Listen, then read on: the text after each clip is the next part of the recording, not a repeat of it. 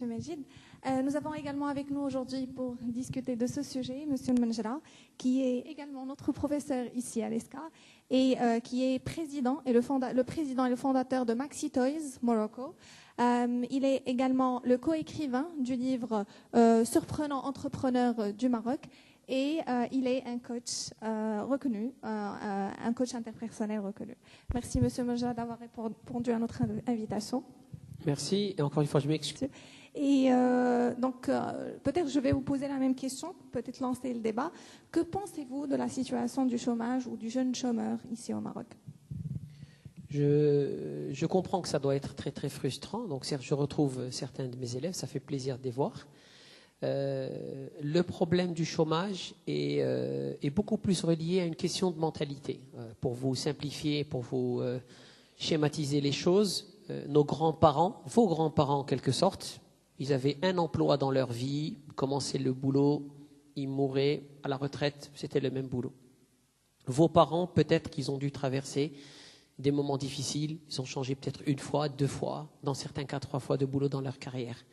Vous devez comprendre, et la chose la plus importante, que le nombre de fois où vous allez changer de travail, de carrière, de filière, va être très très important.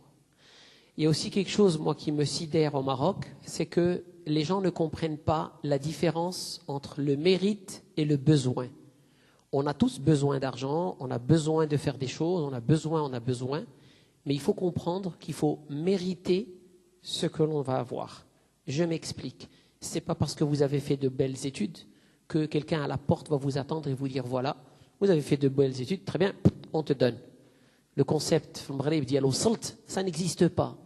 On croit que parce qu'on a fait de bonnes études, on mérite. Non, parce que vous avez fait de bonnes études, théoriquement, vous avez fait un travail sur vous-même qui va vous permettre d'accomplir plus. Donc, moi, le conseil que je donne à mes étudiants, et je leur martèle ça, dans le cours que je fais avec eux en 4e année ici à l'ESCA, j'insiste sur le fait qu'ils doivent faire un travail sur eux-mêmes. Il a parlé de changement de mentalité, c'est ça. De vous dire, voilà, qu'est-ce que je dois faire? Comment je peux m'améliorer? Et le travail, il ne va pas venir vers vous, c'est vous qui devez aller vers le travail. Et moi, le conseil que je donne à tous les élèves, c'est créer votre propre entreprise. Quand je parle de créer d'entreprise, je ne dis pas qu'il faut prendre un local et investir des dizaines de millions de dirhams au départ. Je dis qu'il faut prendre une petite activité qu'on aime bien, le service, le conseil. Sur Internet, il y a énormément d'opportunités. Il y a des gens qui sont au Maroc, qui sont en train de travailler pour des gens aux États-Unis. Donc, il y a beaucoup d'opportunités.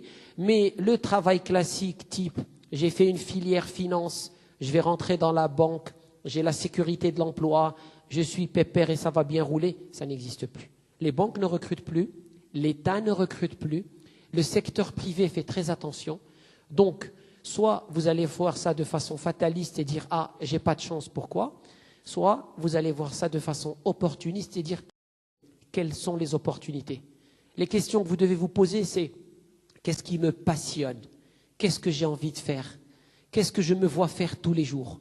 Et de là, vous commencez à travailler. Donc, bien sûr, il a donné des statistiques qui sont effrayantes.